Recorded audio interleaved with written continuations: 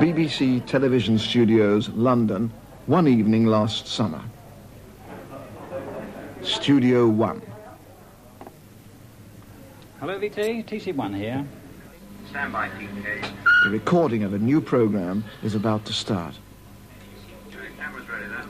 I'm going to start the show. BT13 is recording.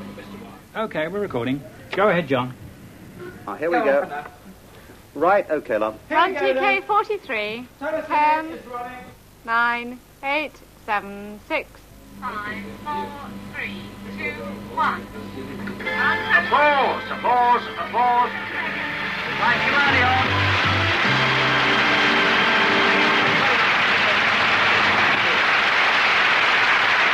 And now, ladies and gentlemen, it's with great pleasure I'd like to introduce to you now that great international star from the continent and Europe, the fantastic, the world-famous Mr. Memory.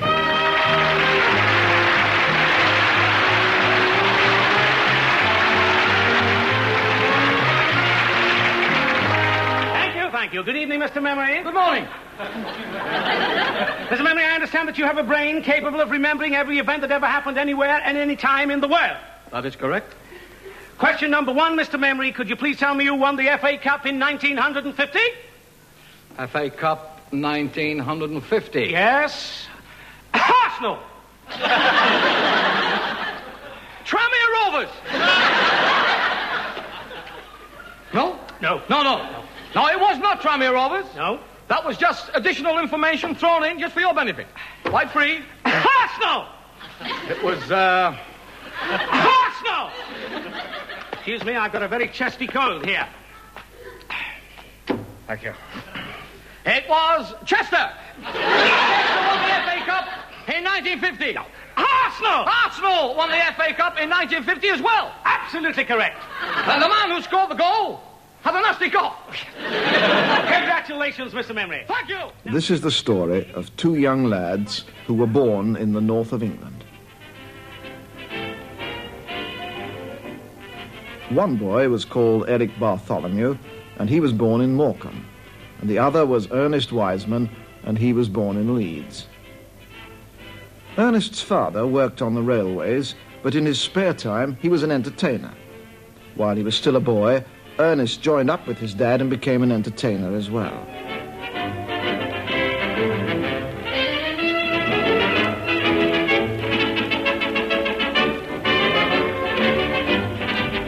When Ernest was 14, he met Eric Bartholomew in a Discovery show called Youth Takes a Bow. They became friends, and a year or two later, they changed their names to Morecambe and Wise, and they began their famous partnership. And now, 30 years later, they are two of the best-known and most popular comedians in Great Britain.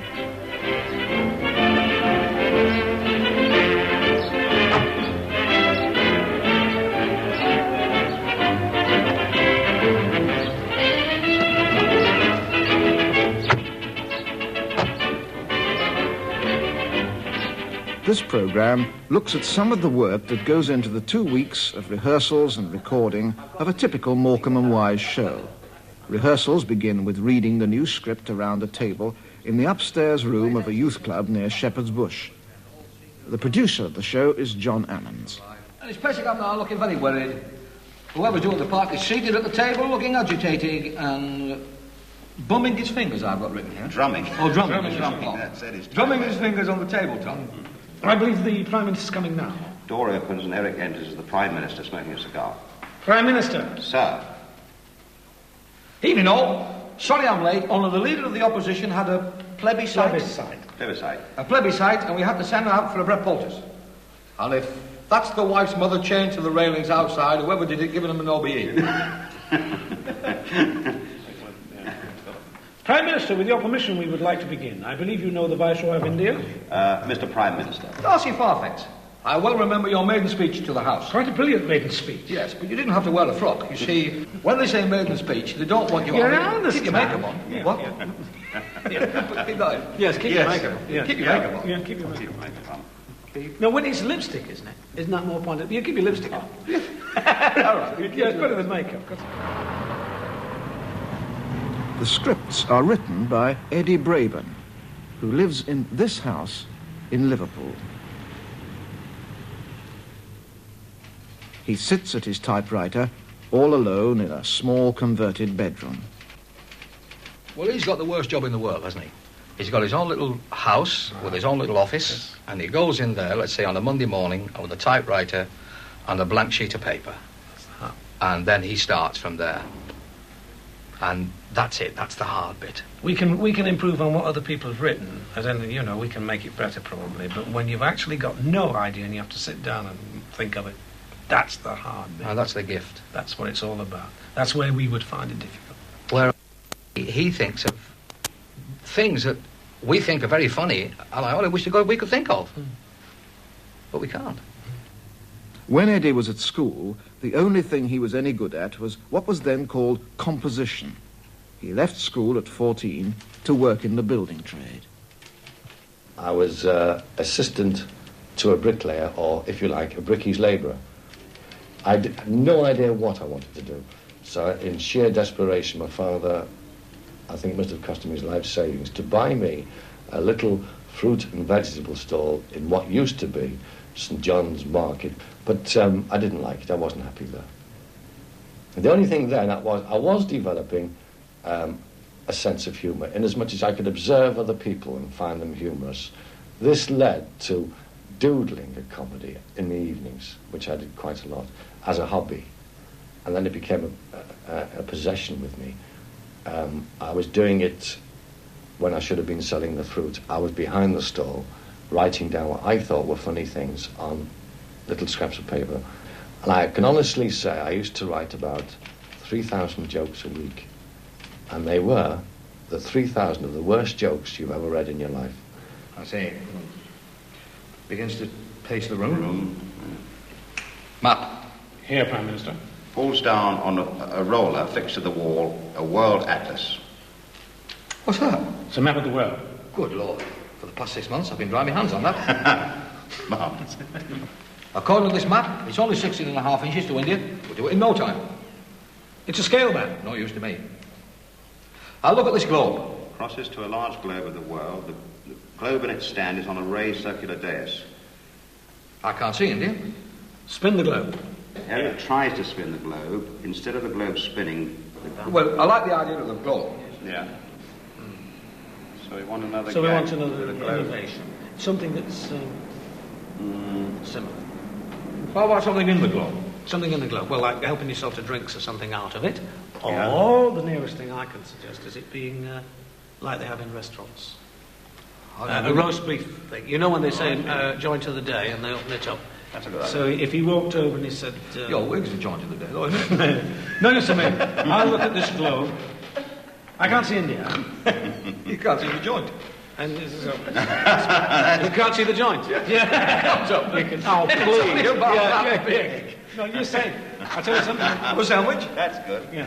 I'm sorry about this. You can't see the joint. That's more than I can say for you. Yeah. That's a good one. You can't see the joint. Working on the 45-minute script may take several days, and then the other actors, in this case Anthony Sharp, join the rehearsals, and they and John Ammons begin to work out the moves that they will make during the show. Darcy Fairfax, yes, I remember your maiden speech to the House. It's quite brilliant, maiden speech. Absolutely marvellous, but you shouldn't have worn the frock.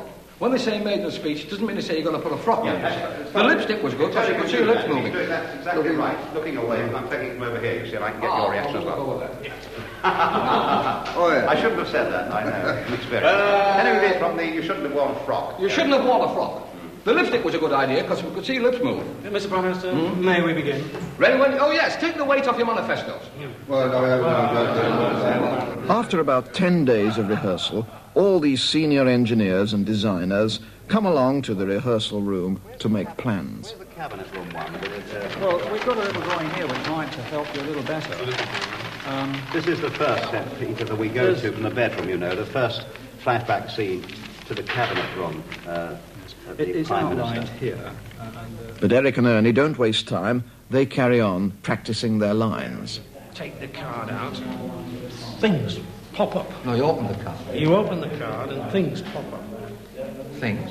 Yeah. Things. Well, what kind of thing? Look at me when I'm talking to you. Why have you gone all red? What do you mind? What kind of thing? Never mind what. You know what I mean. Don't. Yes, you do. Things. So, anyway, leave me alone. I'm busy. Read your book.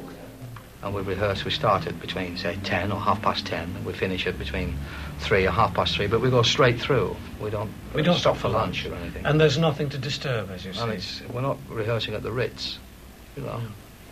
And it's to get into the studio and to see the props. Yeah. And to put half the costumes on. It's fabulous. It's great.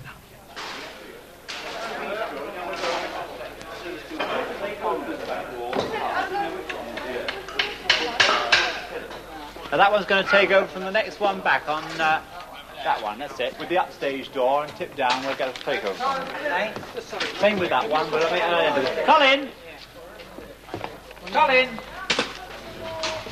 Studio 1 is one of the biggest of the 8 studios in the television centre. The producer sits upstairs in the producer's gallery. He doesn't look directly into the studio, but at the pictures from his cameras. You can see a small microphone coming out of the desk between John Ammons and his secretary. Here we are, defocused at the start. Through that microphone, he speaks to Eddie Stewart, his assistant in the studio. 9 o'clock. And still no sign of the Prime Minister. The man is an utter fool. Can you hold it a second, Eddie? He's been kept late at the House of Commons. Obviously, Ernie can do another walk. Yes, could you do another walk there, Ernie? So you did one across and one back, I think. Could you do 2, in fact? And you can spread them out a little bit more than that. Oh, quicker. 9 o'clock. And still no sign of the Prime Minister. The man is an utter fool. Does he not realise just how desperate the situation is? Perhaps he's been kept late at the House of Commons.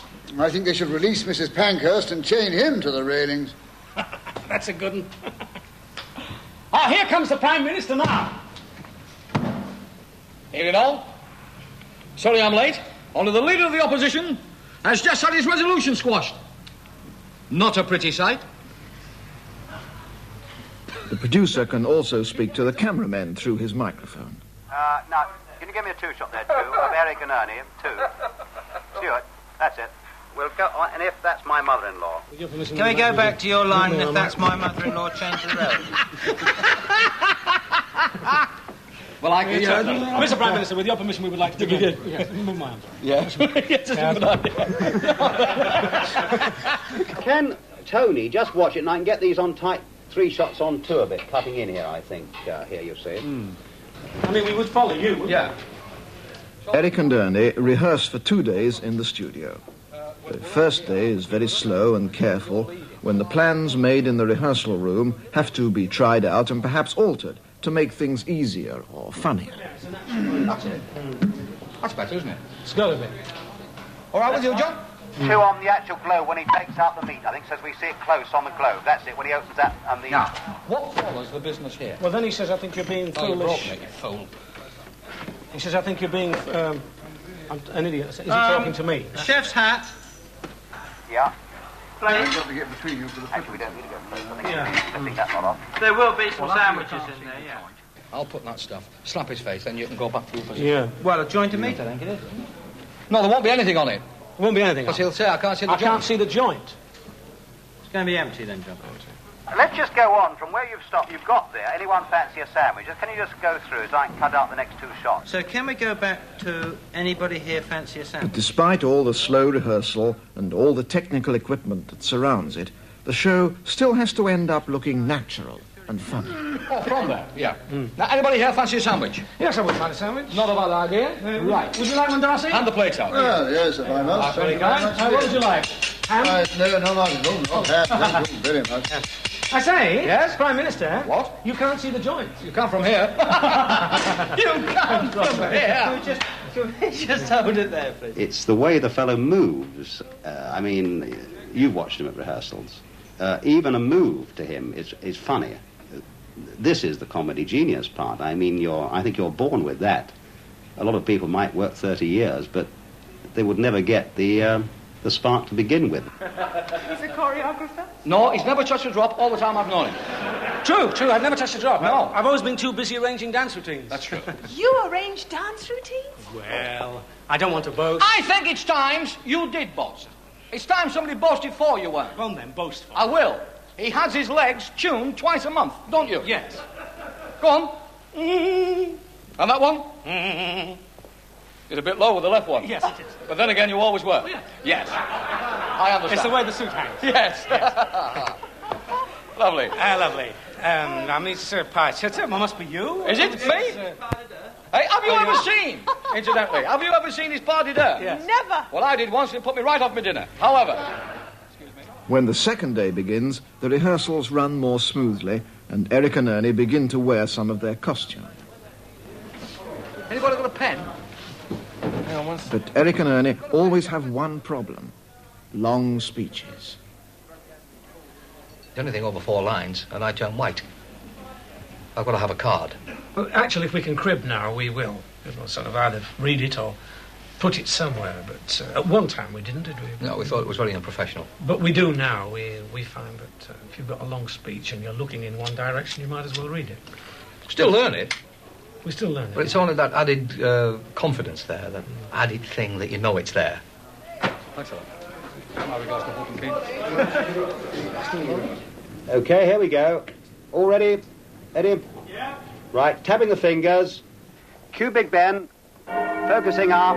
Losing the wobble. Out we come.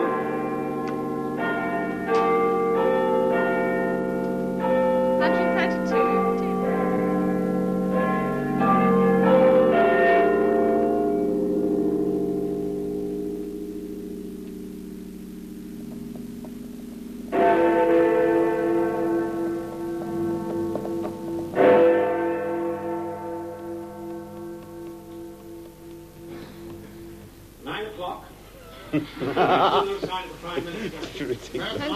Well, does he not realise just how desperate the situation is? Must have been kept late at the Commons. I think they should release Mrs. Pankhurst and chain him to the railings. That's a good one. Here comes the Prime Minister now.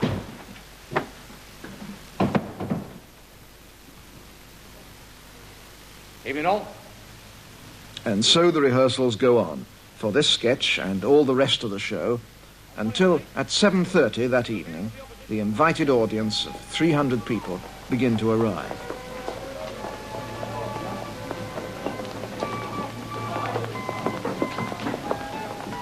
So what must look effortless and easy really required a great deal of work. But even then, and even after 30 years of experience, Eric and Ernie still admit to feeling nervous and frightened when the audience arrive. But this must never show. Now may I welcome 2 gentlemen who I may hazard a guess you have come to see. Will you welcome and say good evening to Mr. Eric Morecambe and Mr. Ernie Wise?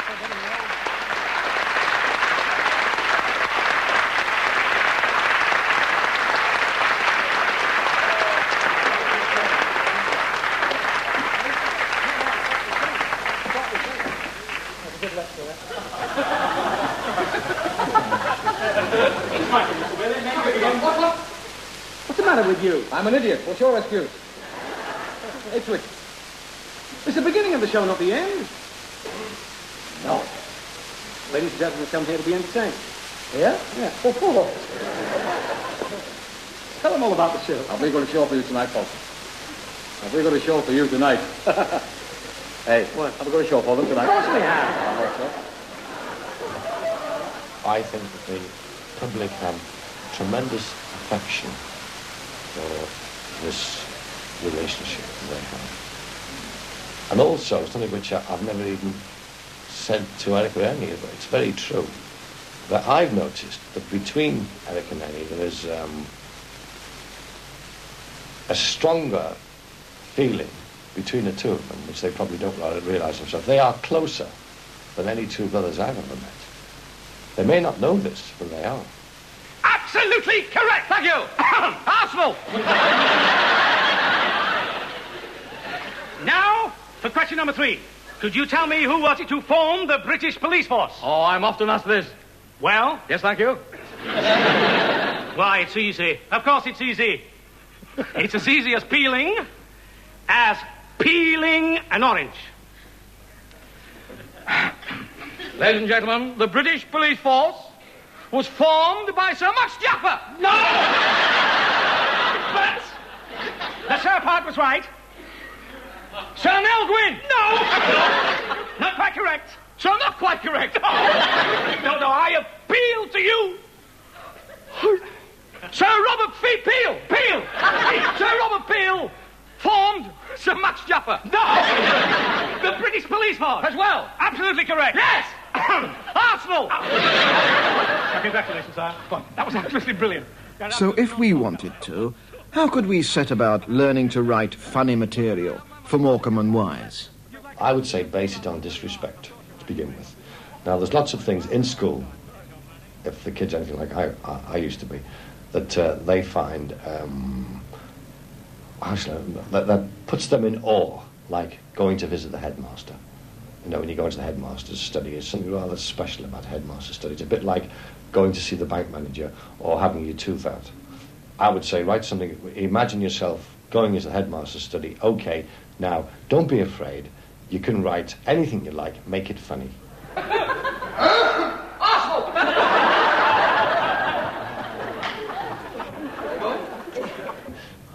probably should say be disrespectful about it. I probably might be breeding hooligans. Be a hooligan on paper. I think that's the best thing to do. Vandalise paper with a pen and make people laugh at the same time. You haven't done so bad.